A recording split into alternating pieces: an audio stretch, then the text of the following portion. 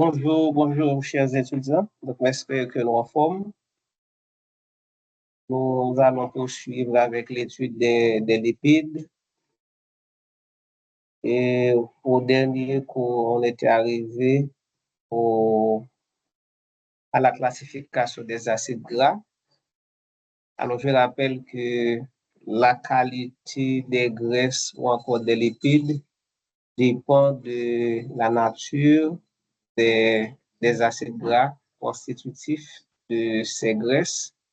Donc, en ce qui concerne des acides gras, titre de rappel, donc les acides gras sont des acides carboxyliques avec une longue chaîne carbonée. Alors, plus une chaîne carbonée plus ou moins longue, donc il peut y avoir des acides gras à chaîne avec une chaîne carbonée contenant des liaisons sigma, des liaisons simples. Donc, ce sont les acides gras saturés.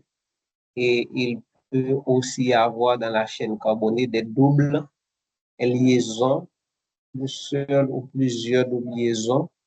Donc, on parle alors d'acides gras insaturés. Donc, on peut dire que les acides gras se subdivisent en acides gras en fonction des types de liaisons retrouvées dans les chaînes carbonées. Donc, on peut parler d'acides gras saturés, que des liaisons sigma, ou encore acides gras insaturés. Donc, il y a plusieurs critères de classification. Donc, on peut tenir compte de la nature des liaisons ou encore du type de liaison rencontrées dans la chaîne carbonée. On peut aussi parler des acides gras à chaîne courte, acides gras à chaîne moyenne, acides gras à chaîne longue, en fonction du nombre d'atomes de carbone contenus dans la chaîne carbonée. Et aussi, on peut parler alors un autre niveau de classification, par exemple pour les acides gras insaturés, donc en fonction du nombre de liaisons multiples, liaisons doubles, donc on peut parler d'acides gras monoinsaturés comme acide oléique avec une seule double liaison, ou encore acides gras polyinsaturés et comme les oméga 3, oméga 6, oméga 9, oméga 7, acide linoléique, acide alpha-linolénique, acide arachidonique.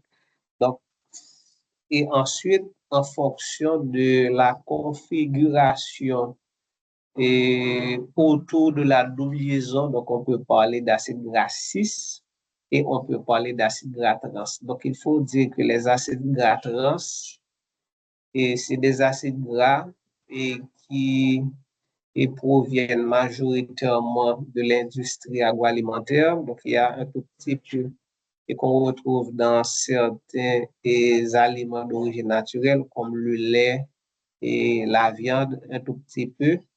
Mais ce qu'il faut dire par rapport aux acides gras trans, donc ce sont les pires acides gras et ce sont les acides gras donc, qui sont très défavorables à la santé.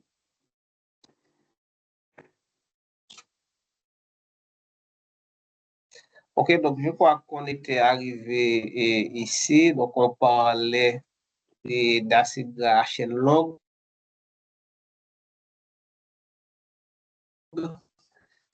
acide myristique, acide palmitique, ainsi de suite. Donc, ce sont les principaux acides gras saturés. Donc, les principaux acides gras saturés, donc on pourrait dire c'est acide laurique, 12 atomes de carbone, acide myristique et 14 atomes de carbone, acide palmitique, 16 atomes de carbone et acide stéarique, 18 atomes de carbone. Donc, parmi ces 4 acides gras saturés les plus abondants, et l'acide stéarique est le seul qui n'est pas un impact négatif sur la santé cardiovasculaire parce que cet acide gras est arrivé au niveau de la cellule, donc il n'est pas utilisé par le foie pour fabriquer du cholestérol, mais de préférence, la cellule utilise l'acide stéarique pour synthétiser des acides gras insaturés, étant donné que les principaux ou encore les acides gras insaturés indispensables tels que acide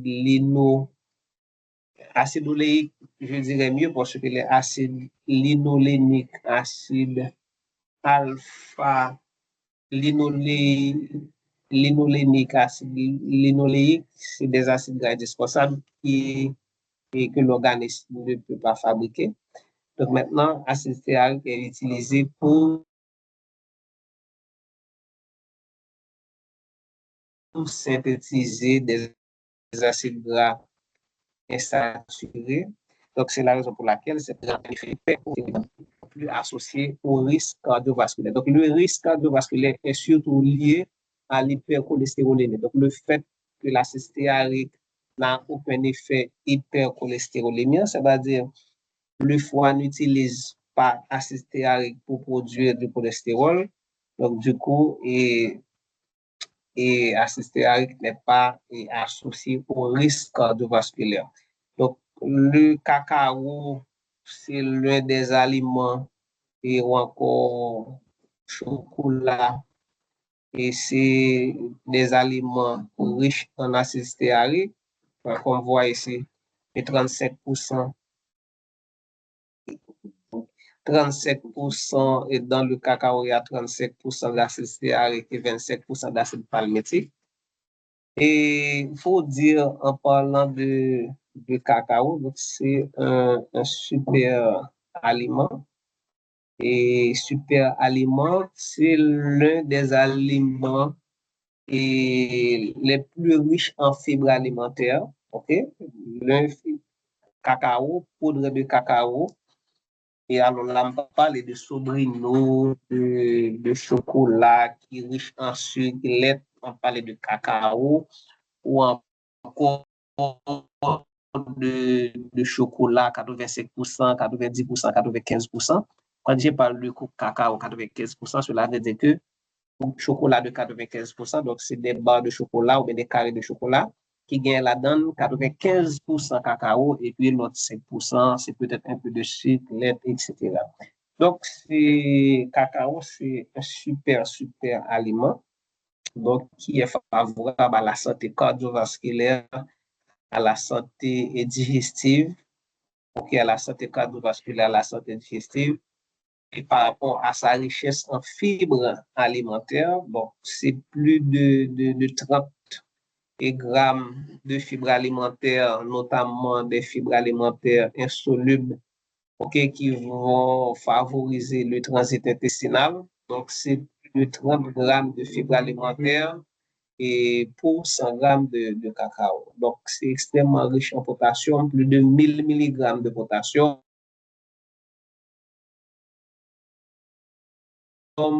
Et de magnésium, okay? Donc c'est un anti-stress hypocholestérolémien et cacao et en plus de acide stéarique et il gagne aussi des acides gras saturés, insaturés, donc qui est favorable à la santé cardiovasculaire. Et puis, un autre élément extrêmement important, c'est son index glycémique qui est bas. Ouais, donc, cacao, c'est un aliment à inclure dans l'alimentation du diabétique, bien entendu. Et comme je l'ai dit, c'est pas sobrino, donc c'est cacao, chocolat 95% et 90%. Donc, moi, c'est important de chercher une image. Mettez pour nous et pour nous voir de quoi il s'agit. Laissez-moi chercher. Et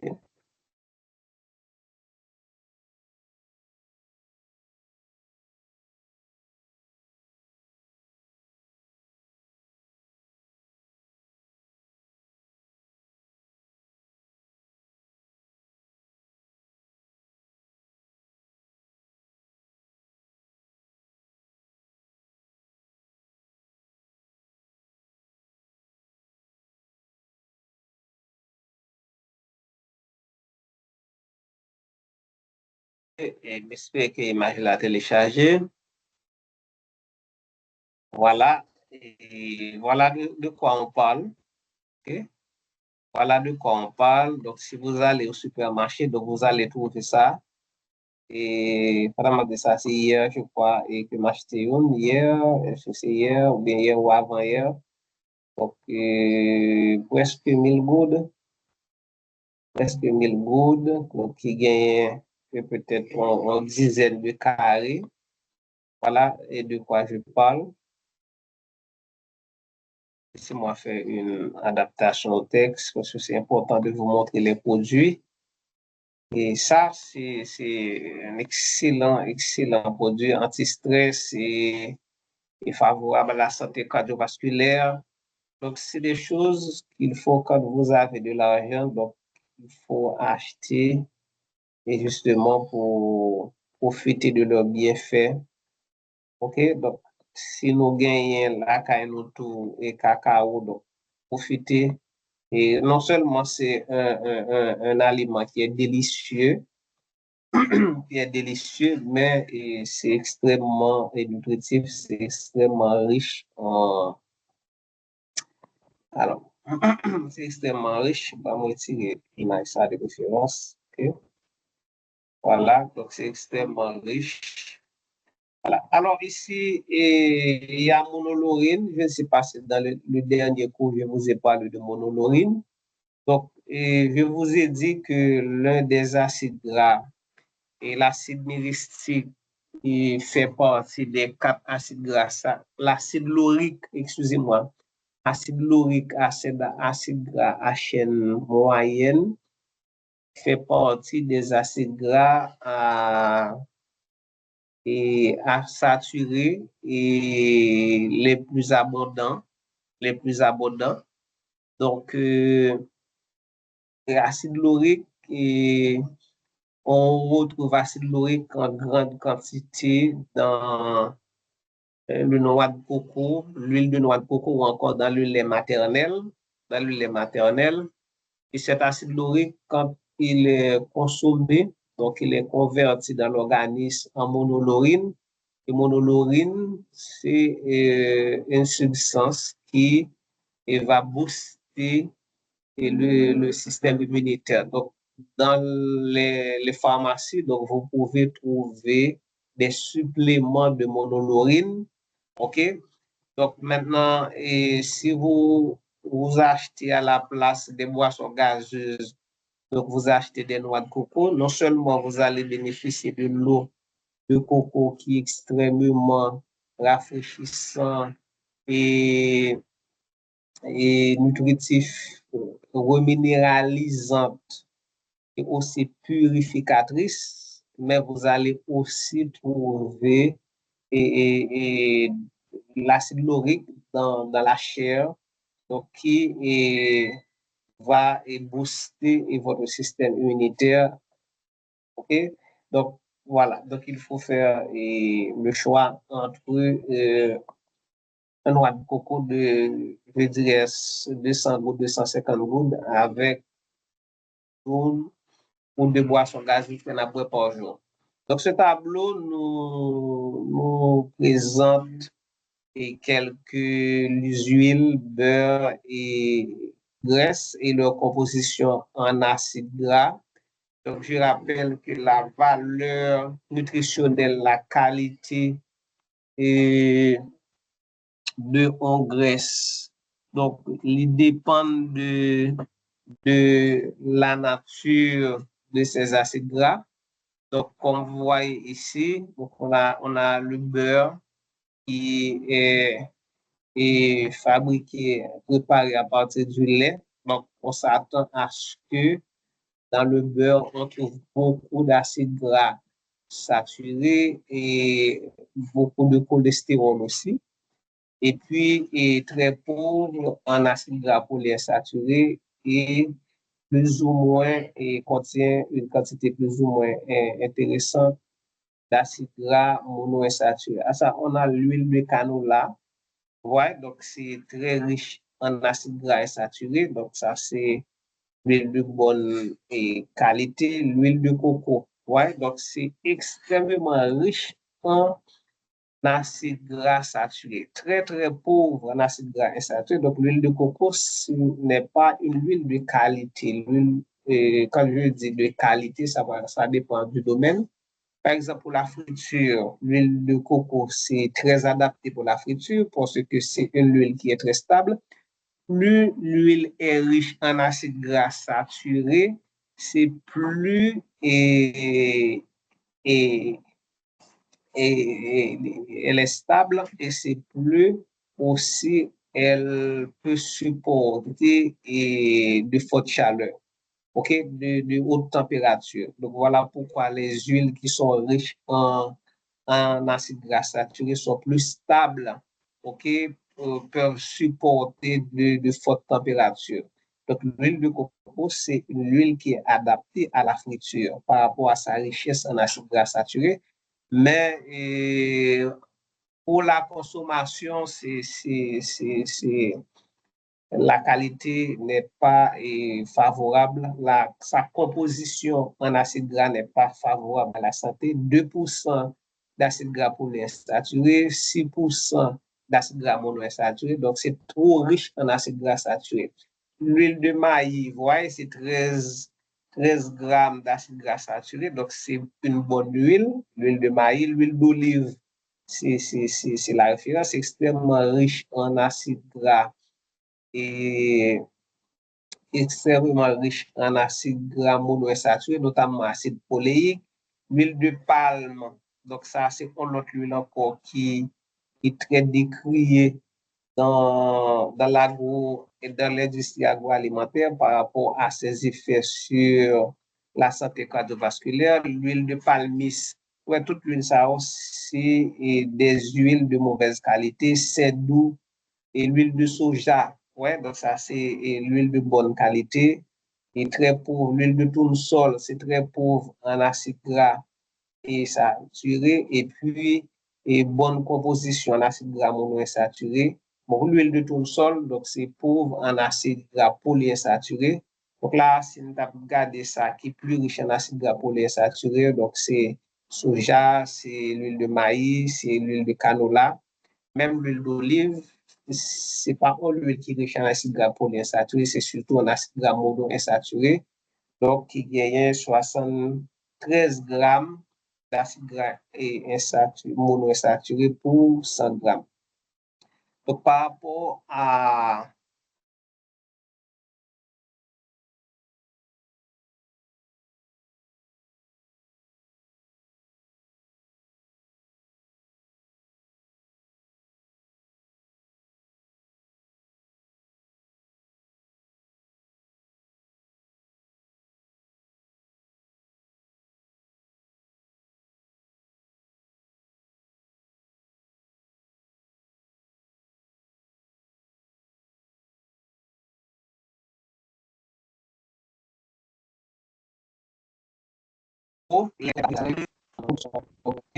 booster le système immunitaire.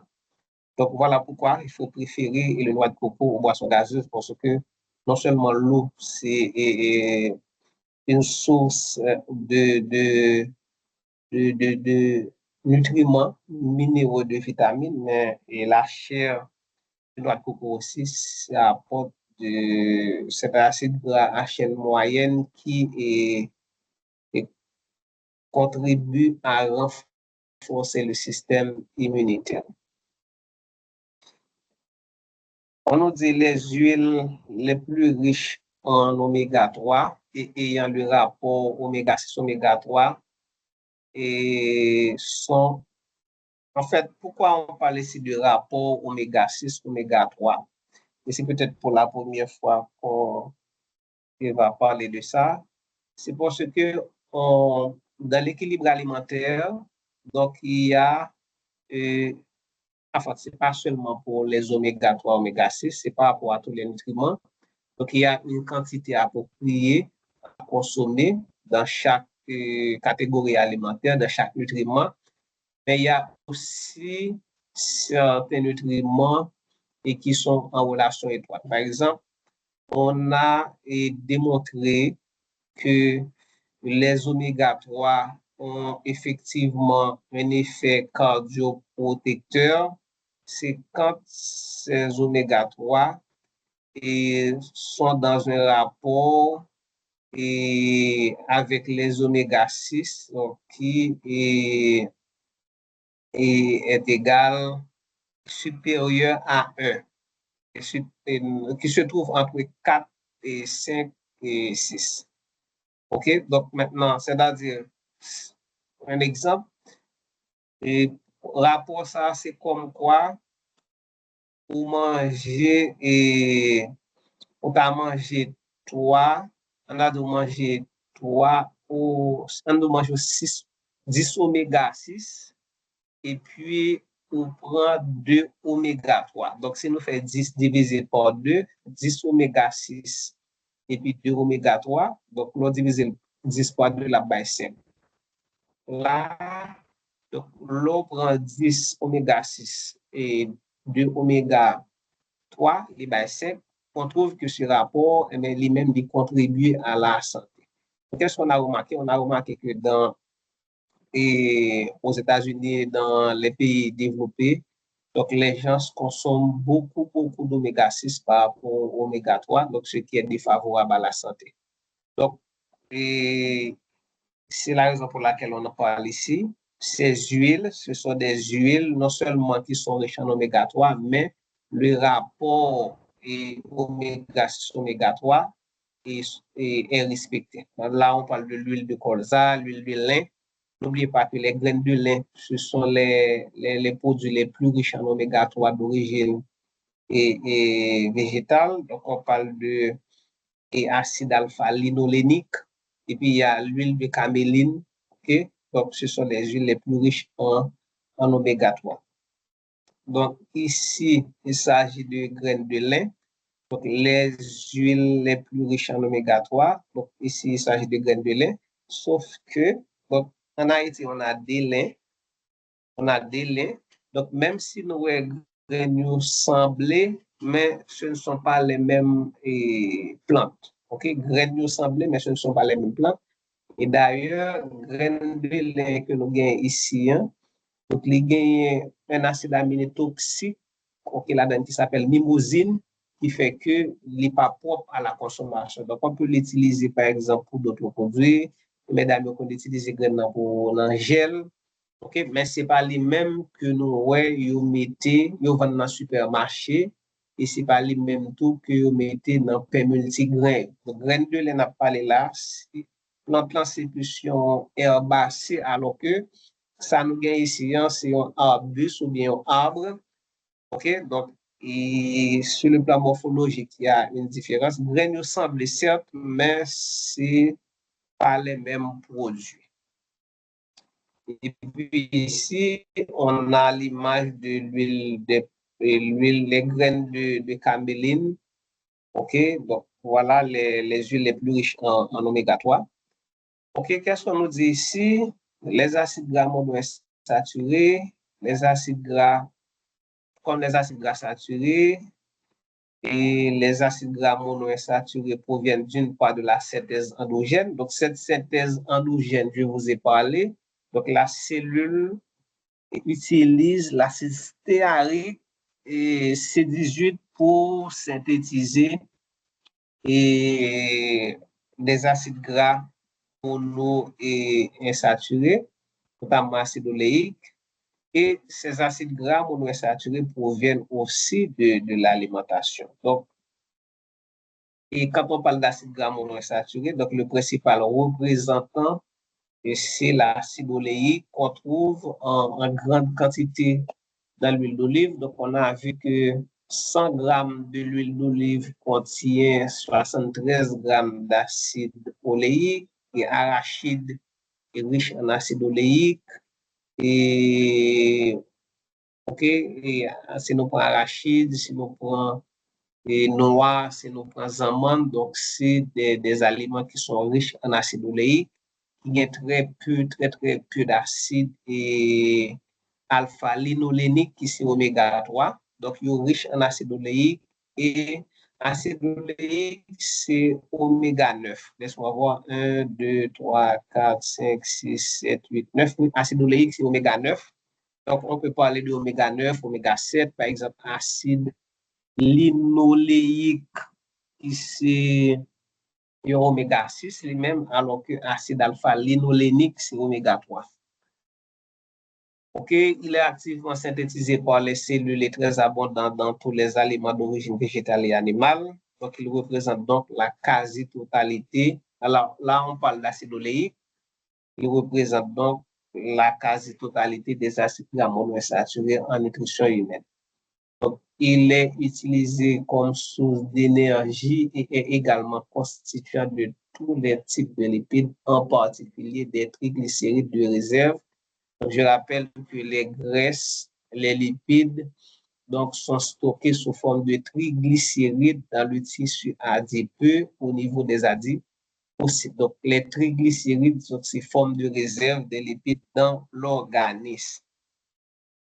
On nous dit que l'acide oléique assure différentes fonctions. Il est le substrat préférentiel de l'enzyme estérifiant le cholestérol. Donc, le cholestérol est capable d'exister sous forme d'ester de cholestérol, c'est-à-dire le cholestérol est associé à un acide gras. Donc, cette association résulte d'une réaction qu'on appelle estérification. Au niveau hépatique, l'acide oléique endogène favorise la sécrétion des triglycérides sous forme de VLDL vers low density lipoprotéines. Il est un constituant des phospholipides membranaires. Il participe à la modulation de l'activité enzymatique, c'est-à-dire participe à la régulation de l'activité enzymatique des transporteurs et des récepteurs, de transporteurs, récepteurs, membranaires, donc, et acide oléique, non seulement il y a un rôle métabolique, donc ça c'est important. Acide oléique, là, on est capable de dire par rapport à paragraphe, ça il y a un rôle structural, il y a un rôle métabolique, il y a un rôle physiologique aussi. Donc, rôle physiologique, donc rôle structural, rôle métabolique et rôle physiologique parce qu'il participe à la modulation de l'activité des enzymes. Et même là, on pourrait dire un rôle biochimique parce que quand on parle d'enzymes, on voit la biochimie. Ok, donc nous poursuivons avec les acides gras polyinsaturés, AGPI. Parmi les acides gras polyinsaturés, il y a deux familles. Et nous avons les N6, oméga 6, N3, oméga 3, sont particulièrement importantes. Ok, et elles sont issues respectivement de l'acide linoléique. En fait, et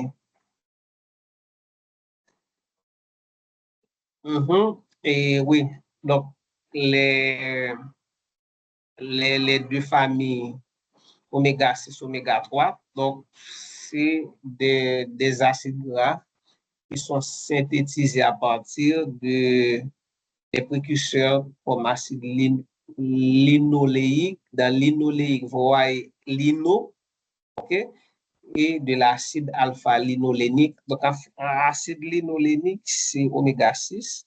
À partir de oméga 6, ça,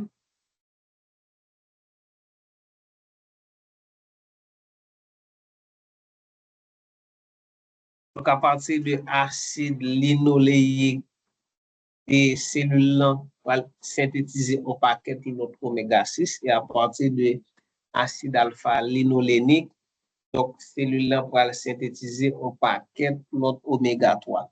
Donc il faut dire qu'il y a des oméga 3 d'origine végétale, par exemple acide alpha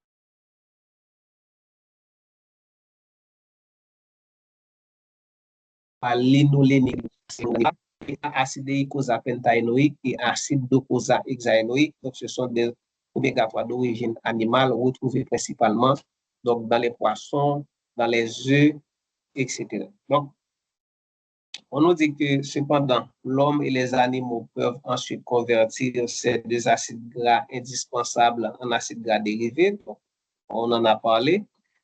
OK, donc ce sont principalement l'acide arachidonique pour les acides gras polyinsaturés 6. Acide arachidonique, c'est un acide qui est dérivé des acides gras indispensables qui sont acide alpha-linolénique et acide linoléique.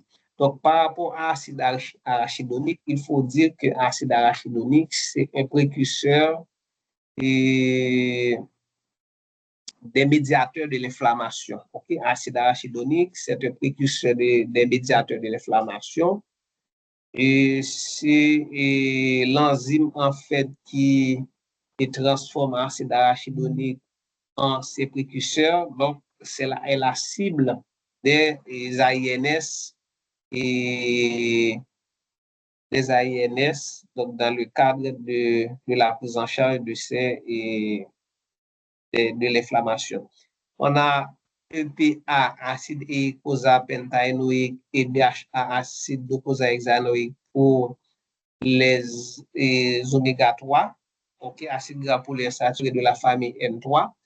Donc, cela veut dire quoi? Donc, l'organisme peut utiliser les acides gras indispensables et ces acides gras doivent être obligatoirement fournis par l'alimentation. Donc, l'organisme est incapable de synthétiser acide linoléique et acide alpha-linolénique.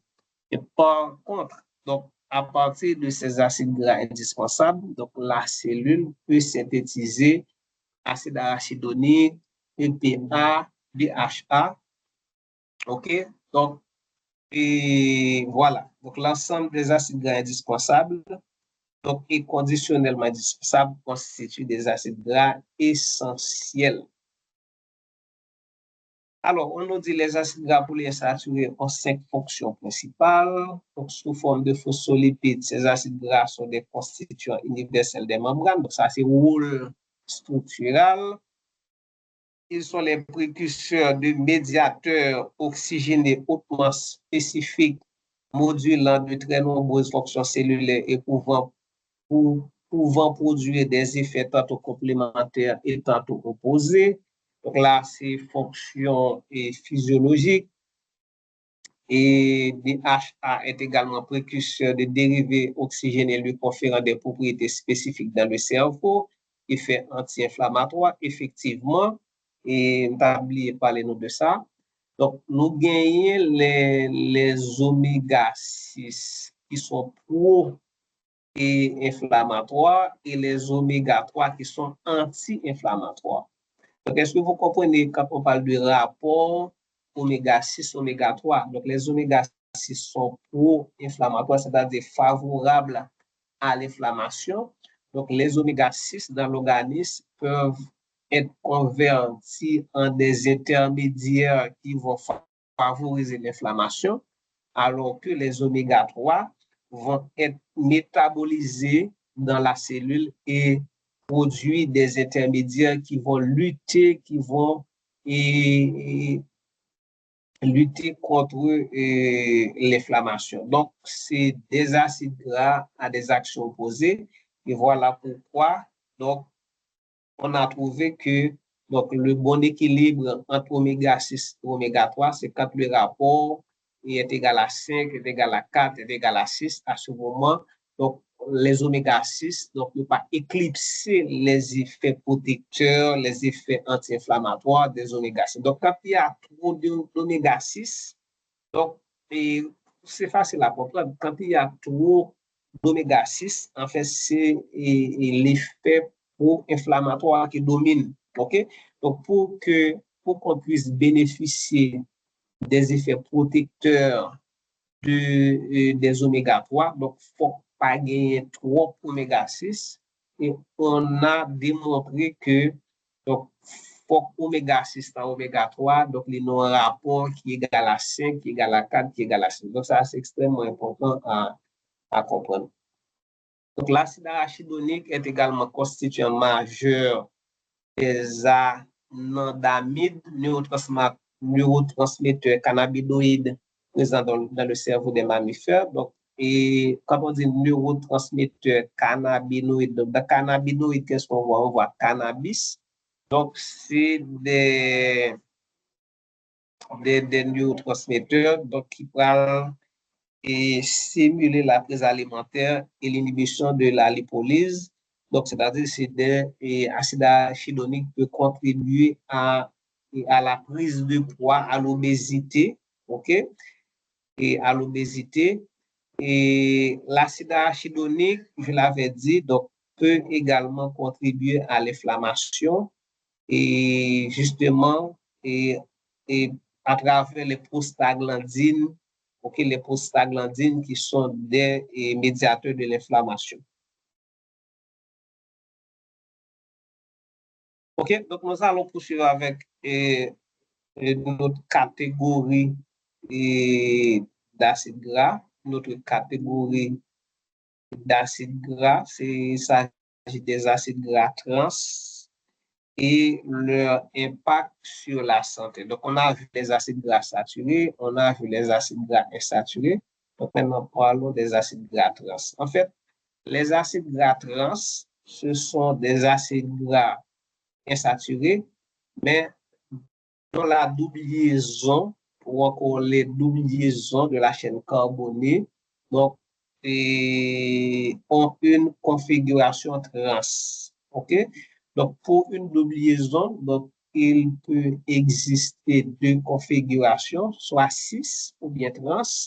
Donc, les acides gras dont on a parlé, dont on vient de parler, il s'agit de configuration 6, mais il existe aussi des acides gras et avec configuration trans et qui ne sont pas du tout favorables à la santé. Donc, les acides gras trans AGT sont des acides gras insaturés.